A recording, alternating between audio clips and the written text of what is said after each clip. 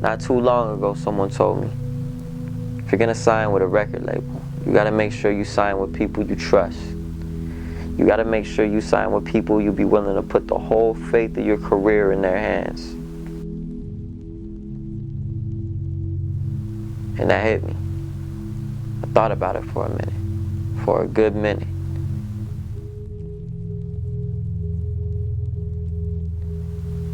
And I realized the only people I would really trust with my career is my fans.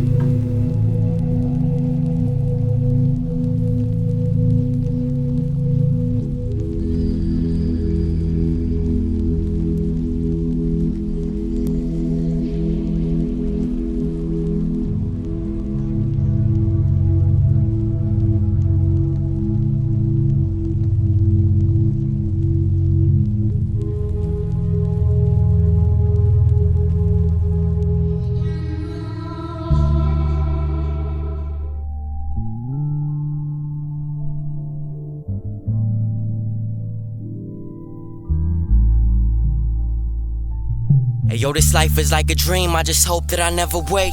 Made mistakes in the past, but I'm trying to set it straight. Been through hell and back, hope they accept me at heaven's gates. Sell my soul for a meal, that's a deal that I'll never take. And I'll never break under pressure.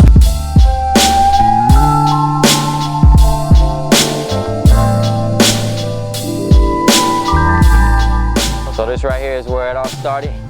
8132 4th Street. This very house right here where all the music was made. From the early years of 2012, me and Scoop and Anthro in the lab. Nothing but a mattress on the floor, microphone in the closet, some bed foam nailed up. And yeah, pretty much my mama in the next room, man, complaining about the noise. You know, everybody starts somewhere. Everybody has a beginning, and this is my beginning right here.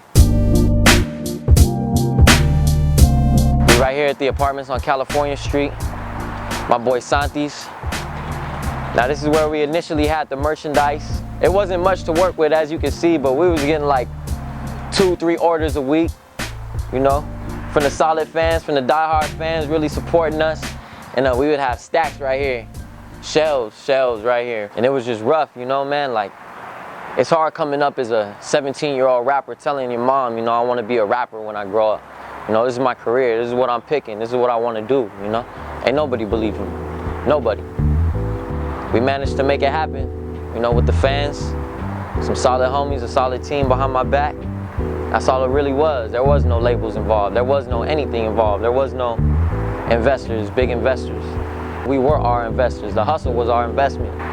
But eventually, over time, small packages got bigger and bigger, you know, over the years. And we just kind of outgrew where we was at.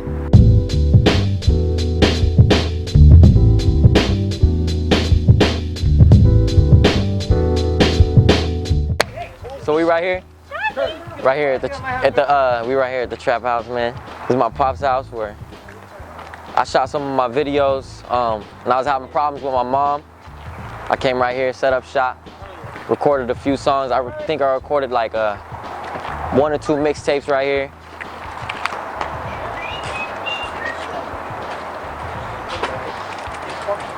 Not all of it was a struggle. There was definitely progress. There was definitely some light through the darkness.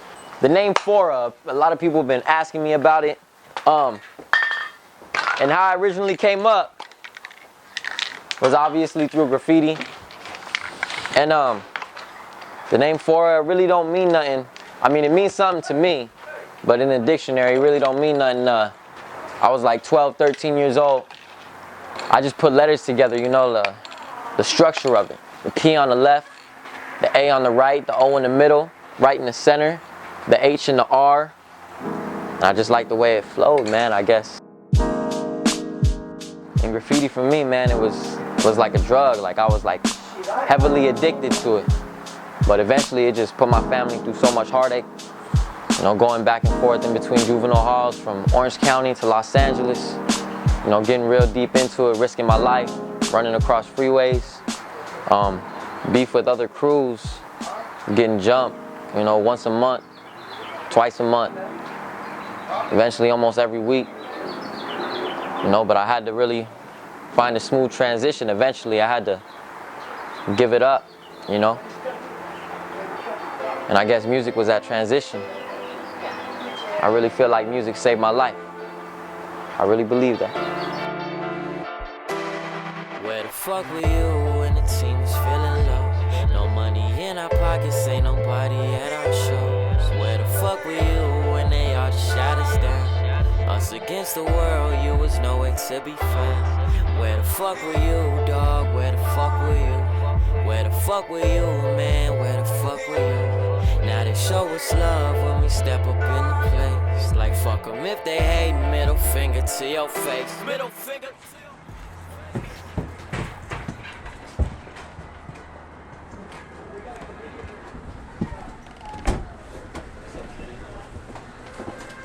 What's up, Stanky? What's up, boy? I came here when I was having problems with my mom, her boyfriend. Me and my mom's had a little fallout. Had to come live with my dad for a second, even though it didn't last too long. But yeah, I was going through a lot at that point, and a lot of those songs, it was made right here in this very room. I would get some CDs on a blank disc, write my name on it, Phora, pass them out, go to some high schools, you know, go anywhere I thought would be a lot of people. You know, just like those dudes you see at Venice Beach or on Hollywood Boulevard. You know, it's definitely a stage you gotta go through if you're trying to come up. You know, you gotta go through every avenue and every lane you think is possible to really get your name out there. But some things work for some people and some things just don't. And for me, I felt I was coming close to a dead end with this. I really felt it was nothing really coming out of it, you know, but what kept me going was me really venting, getting the pain off my chest. Even though it wasn't really making me money, even though it wasn't doing nothing financially for me, what it really was just letting shit go. You know, being able to forgive people who done me wrong through this music. You know, and I really found myself through it. I really learned a lot about myself through it.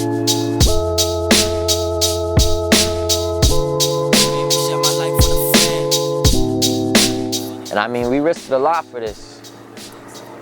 Risked our lives for this in more ways than one, especially shows.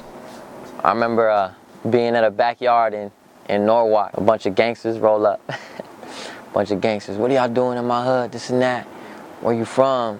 You know, strapped up, had a couple guns, and we're just like, damn, you know, what do? We kinda in a position where it's just like, we can't do much, you know, we're not even about that, but we in someone's hood, someone's backyard, and it's just like, man, looking back on all the crazy things we've done, you know, but we had to do it. You know, the fans asked for it, it's just like, we did that for y'all, just like y'all do the same for us, you know? Visions of me and my peeps at the top. Nothing came easy, we needed a plot. And they said they doubt we'd ever make it. But that's the very same reason we fought. So close to giving up on life, I wanted to quit. We have no big record labels backing us. We have no distribution putting our music out. We have no investors. It's just us. Releasing our own music, doing it ourselves. And that's how it's always been, and that's how we plan on keeping it. But we want to do something a little different. We want the fans to be our record label.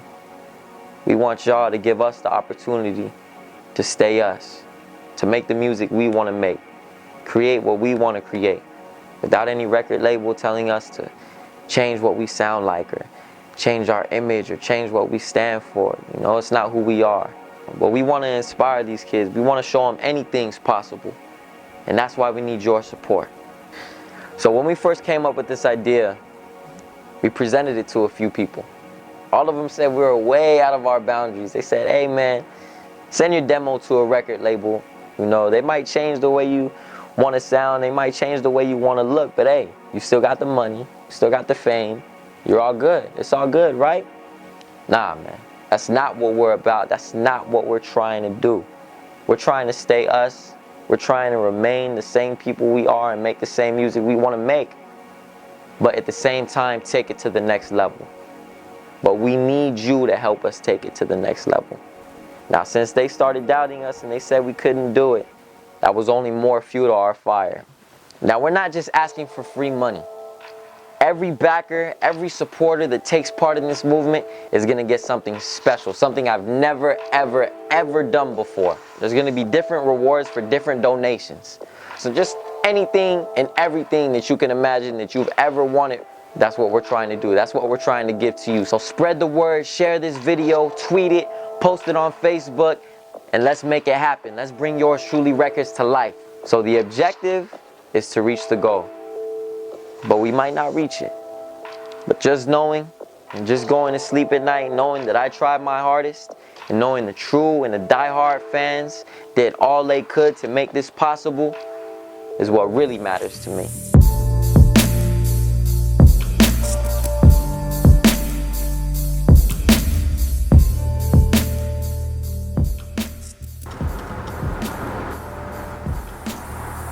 So we headed down to where I used to run around at. Right here on Ball and Euclid. I used to go to school right down right here. Polaris, a little continuation school.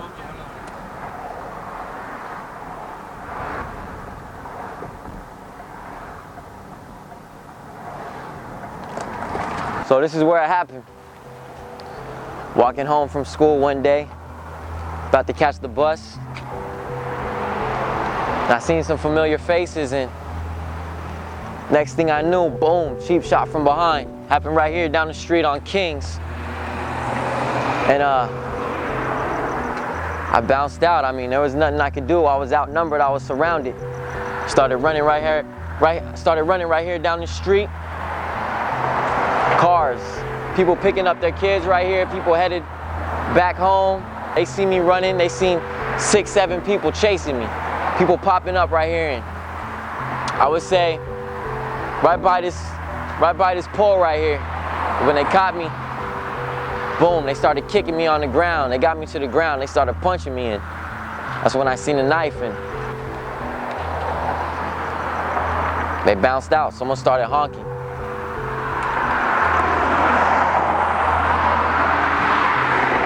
And I got up, started walking on the street, not on the sidewalk, on the street. I was bleeding, I was screaming, help me, help me. You see how busy this street is right here. You see how many cars, it's 7.